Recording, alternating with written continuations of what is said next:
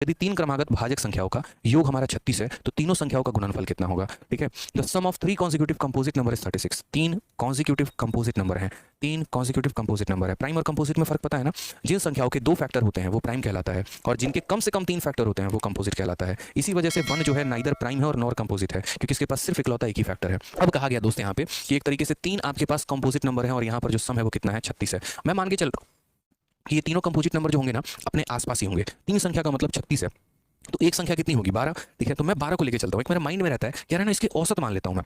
एक तरीके से औसत को मान के हम इसके करीब में बढ़ने की कोशिश करते हैं। कभी भी आ जाए तीन ऑड नंबर का सम इतना है, तीन नंबर का सम इतना है, तीन नेचुरल नंबर का इतना है, पांच के तीन मल्टीपल का इतना है, तो आप इसको ऐसे समझ लो, तीन संख्याओं की वैल्यू 36, एक संख्या की वैल्यू 12, यानी 12। 12 क्या हमारा कंपोजिट है कि नहीं, तो बिल्कुल है। ठीक है, अब यहाँ पर एक कम लिखते हैं और एक ज्यादा लिखते हैं। इससे एक कम लिखेंगे 11 और इससे एक ज्यादा लिखेंगे 13। ये हमारा कंपोजिट है नहीं, ये हमारा कंपोजिट है नहीं। अब इससे एक कम लिख लो 10 यहाँ पे और इससे एक ज्यादा लिख लो यहाँ पर 14। क्या ये कंपोजिट है, जी हाँ। क्या ये कंपोजिट है, जी हाँ। क्या ये कंपोजिट है, जी हाँ। ठीक है, यहाँ पर इन तीनों संख्याओं को जोड़कर देखो, हम एक कम एक ज्यादा इसलिए करते हैं क्योंकि इसे हम औसत मान के चलते हैं, फायदा होता है। तो अगर आप 10 को 12 को 14 को तीनों को जोड़ोगे तो कितना आ जाएगा, 36। बिल्कुल सेटिस्फाई कर रहा है, यानी यही हमारे वो तीन संख्या हैं और तीनों के तीनों कंपोजिट हैं जिनको जोड़ने पे 36 आ गया। और अगर हम इनके प्रोडक्ट की बात करते हैं दोस्त, तो इनका प्रोडक्ट हमारा कितना हो जाएगा, 10 इंटू 12 इंटू 14। आप जोड़ लीजिए। ठीक है, 14 का दोगुना 28 और 14 कम 14 2 16 और 0 16, 180 करेक्ट आंसर है ऑप्शन नंबर सी।